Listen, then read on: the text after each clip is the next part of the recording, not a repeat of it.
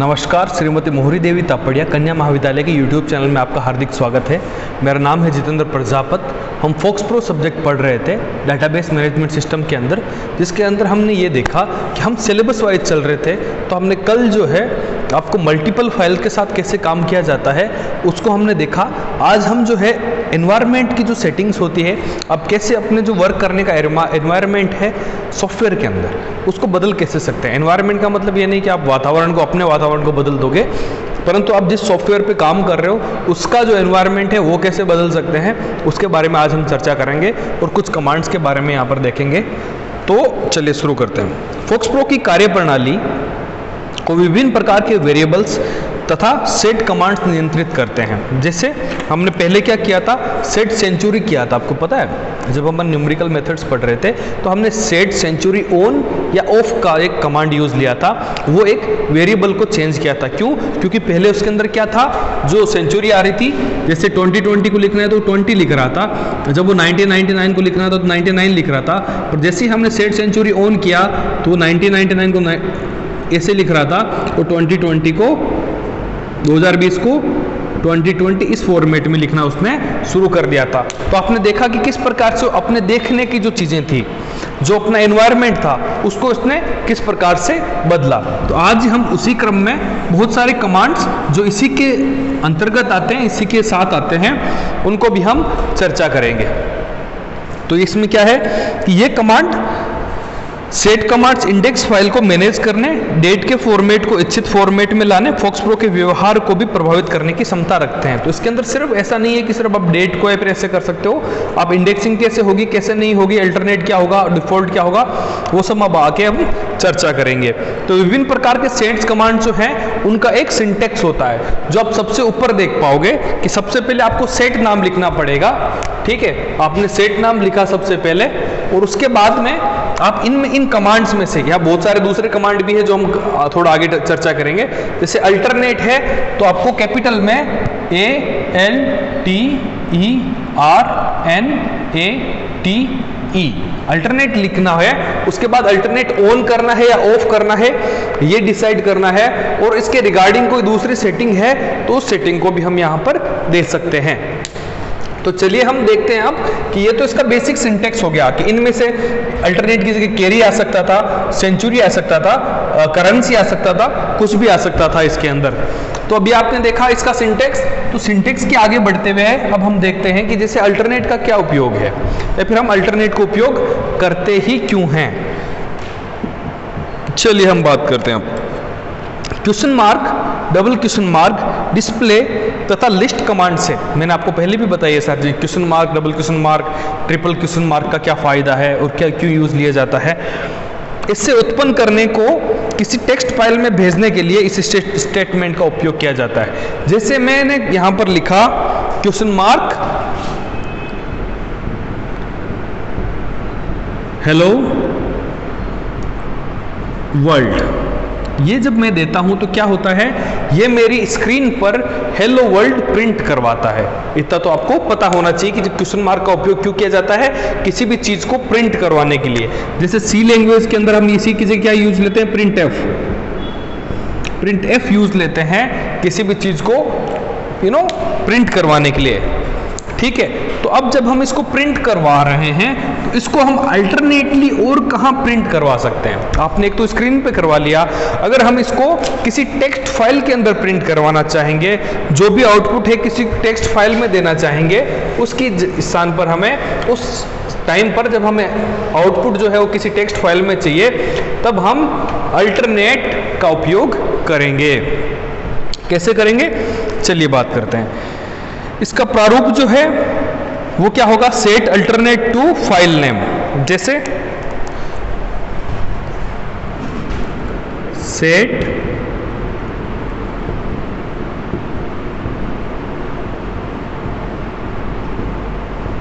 Alternate हो गया to, इसकी सेटिंग क्या है, file name.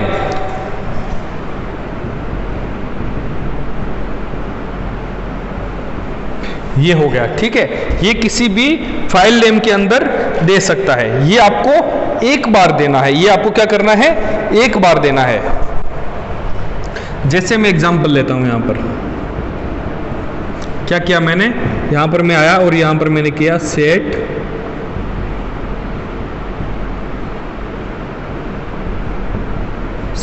Alternate to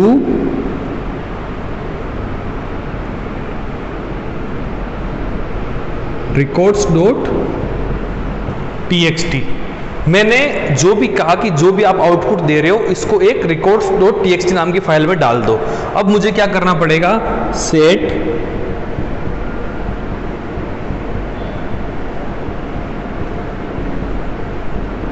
alternate on कर देना है। जैसे ही मैं सेट अल्टरनेट अब ऑन करूंगा तो उससे क्या होगा कि जो भी आउटपुट आएगा वो आपकी जो टेक्स्ट फाइल होगी उसमें जाएगा। ठीक है, इसका आउटपुट क्या होगा, वो उस फाइल में जाकर सेव हो जाएगा। इसका उपयोग जैसे मैं कुछ भी आगे काम कर रहा हूं और मेरे पास ऐसे आया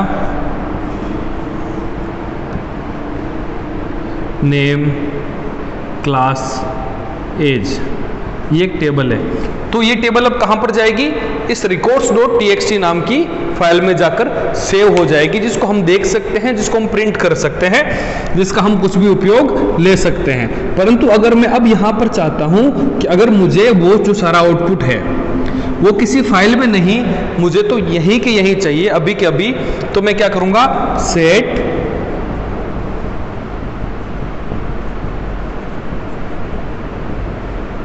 अल्टरनेट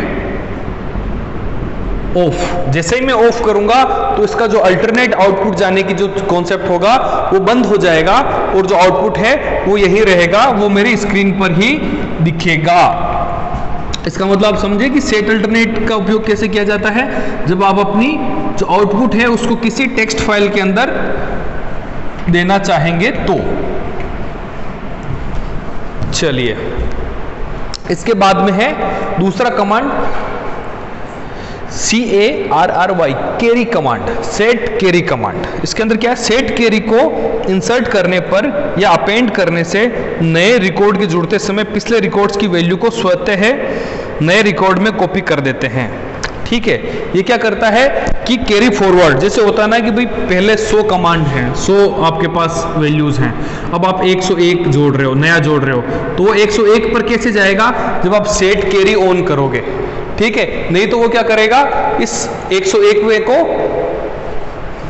इसको 101 को शायद हो सकता है कि वो नया दे दे कि भैया अब 100 तो ये हो गए, यहाँ पर एक नया आया है, ये फिर जैसे आप इसके जगह एक और डालो तो यहाँ पर बोले दूसरा नया है। तो इसी तरीके से नहीं होकर वो सेट कैरी करेगा, कैरी फॉरवर्ड करेगा उसको, और आगे और अपेंड करने पर इसको क्या करेगा, उसके साथ वाले इस लिस्ट के अंदर ही जोड़ के रखेगा कि इसी का पार्ट है। तो इसका मतलब क्या हो गया, सेट कैरी ऑन या ऑफ कर सकते हैं। जो सेट है कमांड, उसके अंदर मैं आपको बताता जाऊंगा। यहाँ पर एक सिंटेक्स अपन ले लेते हैं बेसिक एग्जाम्पल की टाइप में, सेट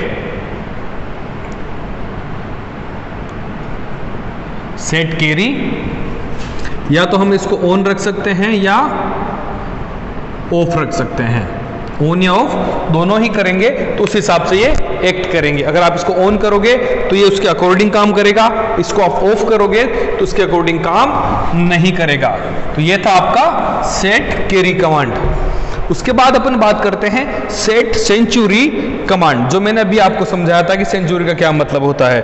तो सेंचुरी ऑन और ऑफ कर सकते हैं।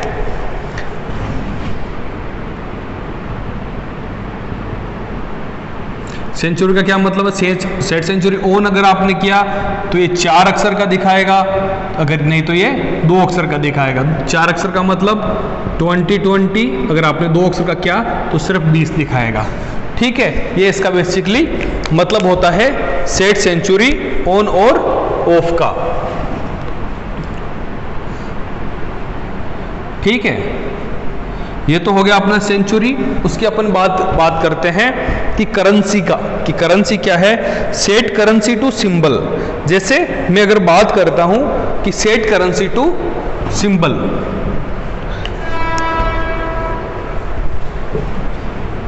जैसे ये जो सॉफ्टवेयर है वो अमेरिका में बना, और अमेरिका की जो राशि होती है या फिर जो करेंसी होती है उसका साइन क्या होता है, डॉलर।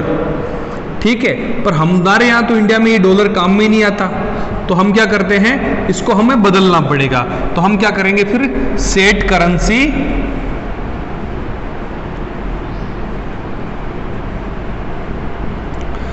करेंसी टू, यहां पर एक साइन दे देंगे आप, और अपना साइन क्या है, रुपए का जो साइन है, ये ध्यान रखना, इंडिया का जो साइन है रुपए का, वो ये साइन है, ये आपके पैसे का साइन होता है रुपए का। जैसे अमेरिका का डॉलर हो गया, वैसी तरीके से इंडिया का जो है वो रुपए का साइन होता है। तो हम ये सेट कर देते हैं इसके अंदर। अब जैसे आपने अब ये सेट किया, तो और क्या करना पड़ेगा उसके साथ में, आपको इसके अंदर एक और एट्रीब्यूट मिलता है कि कुछ लोग क्या करते हैं, जैसे हमारे यहाँ पर इंडिया में क्या करते हैं अपन, ये लिखते हैं, या फिर आप यूं लिखते हो, ठीक है।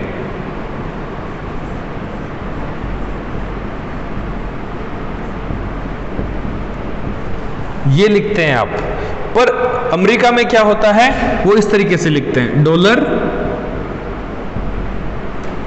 ये इस तरीके से लिखा जाता है। और आजकल हमारे जब से साइन आया है, तो उसको भी हम इस तरीके से लिखते हैं, ये रुपए 100, डॉलर 100, या फिर 1000 रुपए, 1000 रुपए और 1000 रुपए मात्र, ये हम इस तरीके से यूज लेते हैं। तो ये तो देखो आप इसके राइट में है और ये इसके लेफ्ट में है, तो हो सकता है कि जहां जिस जगह पर आप काम कर रहे हो उसकी करेंसी भी इसी प्रकार से हो। तो राइट या लेफ्ट या राइट, जैसे ऐसे करते हैं, सेट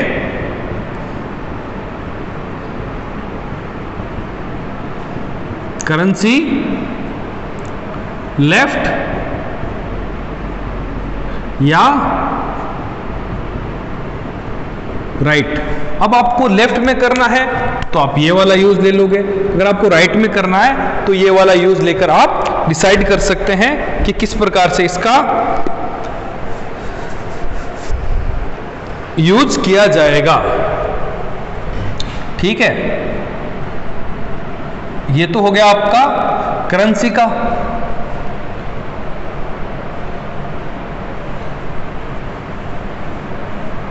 उसके बाद में आपने देखा कि हमने डेट का जो फंक्शन यूज पढ़ा था, डेट फंक्शंस पढ़े थे, उसके अंदर भी हमने सेट का उपयोग किया था। इस स्टेट के अंदर डेट का जो प्रारूप होता है, जो सिंटेक्स होता है, जो फॉर्मूला होता है, वो डिसाइड करने के लिए किया जाता है।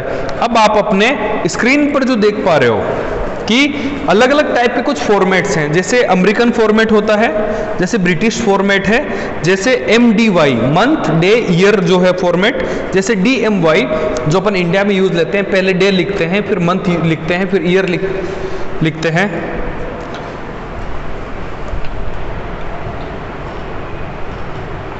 ठीक है, जैसा कि अब आप देख पा रहे हैं, अमेरिकन हो गया, ब्रिटिश हो गया, और MDY, DMY और YMD, ये जो फॉर्मेट है, ईयर मंथ डे, शॉर्ट का जो है वो शॉर्ट फॉर्मेट हो जाएगा, लॉन्ग के अंदर लॉन्ग फॉर्मेट हो जाएगा।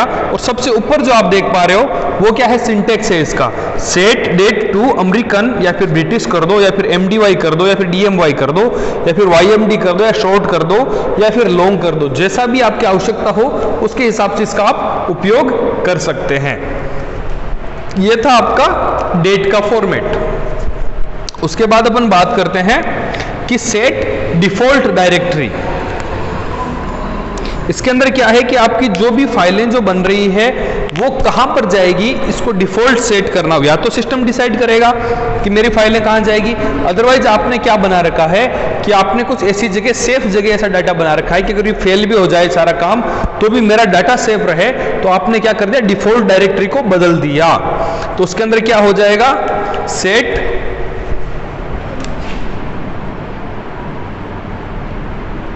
डिफॉल्ट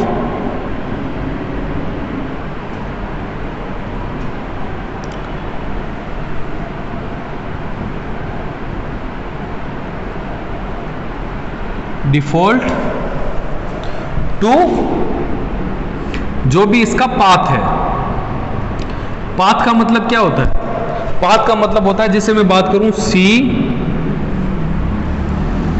सी के अंदर एक फोल्डर है विंडोज, उसके अंदर एक फोल्डर है न्यू फोल्डर। तो ये क्या हो गया, ये इसका पाथ हो गया कि आपको कहां कहां जाना है। सी ड्राइव में जाना है, उसके अंदर एक विंडो नाम का फोल्डर बनेगा, उसके अंदर एक न्यू फोल्डर बनेगा, वहां पर जाके आपको चीजें सेव करनी है। तो ये क्या हो गया, पाथ। पाथ को हिंदी में क्या कहेंगे, रास्ता, वहां पर जाने का रास्ता ये हो गया। ठीक है,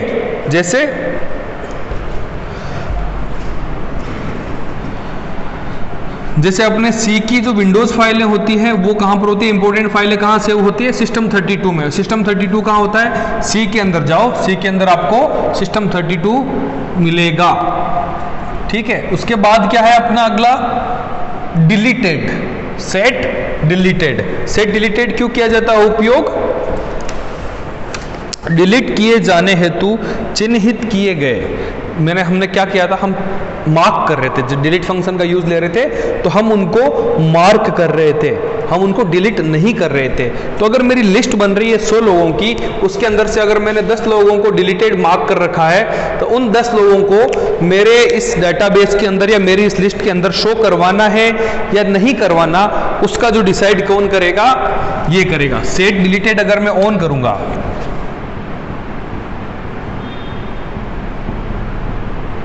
मैंने ऑन कर रखा है, तो क्या होगा, यहां पर जो 100 लोग हैं उनमें से अगर मेरे 15 डिलीटेड मार्क्स हैं, डिलीटेड मार्क्स अगर कर भी रखा है तो भी मुझे वो 100 ही दिखाएगा। ये क्या होगा, ऑन की स्थिति में। अगर मैं इसको ऑफ कर दूंगा तो क्या करेगा, ये 100 में से अगर मैंने 15 लोगों को डिलीटेड मार्क्स कर रखा है तो ये सिर्फ मेरे को 85 लोगों की ही डेटा शो करेगा, प्रदर्शित करेगा। ये ठीक है, ये चीज हो गई आपके अंदर डिलीटेड के अंदर, सेट डिलीटेड ऑन ऑफ करने के अंदर। ठीक है, उसके बाद अपन बात करते हैं डिवाइस फंक्शन।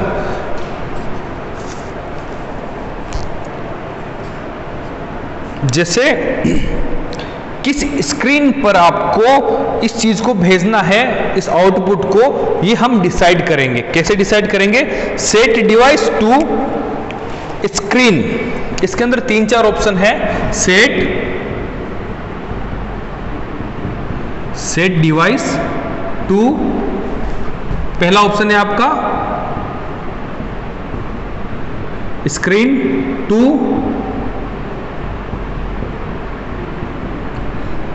प्रिंटर, और तीसरा ऑप्शन क्या है, टू फाइल। और यहां पर क्या आ जाएगा, फाइल का नाम।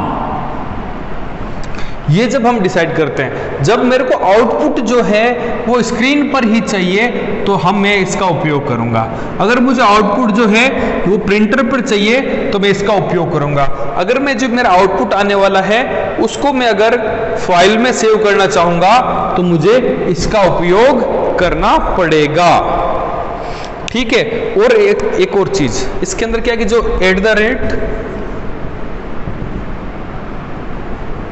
ये कमांड जो होता है उससे आउटपुट होने वाले की बात करते हैं। ये क्या है, ये हम आगे पढ़ेंगे आपके जब प्रोग्रामिंग का पार्ट आएगा तब। उसके बाद हमने ये देखा कि डिवाइस आपका जो है वो हो गया, डिवाइस को चूज करने के लिए कि कौन सी डिवाइस पर आउटपुट जाएगा ये डिसाइड करने के लिए। अब हम आगे बात करते हैं एको, ECHO कमांड। प्रोग्राम को डीबग करने के लिए, अगर कोई प्रोग्राम में कुछ प्रॉब्लम है तो उसको डीबग मतलब उसकी परेशानियों को दूर करने के लिए, उसके को ट्रबल शूट करने के लिए ट्रेस विंडो को ओपन कर देता है।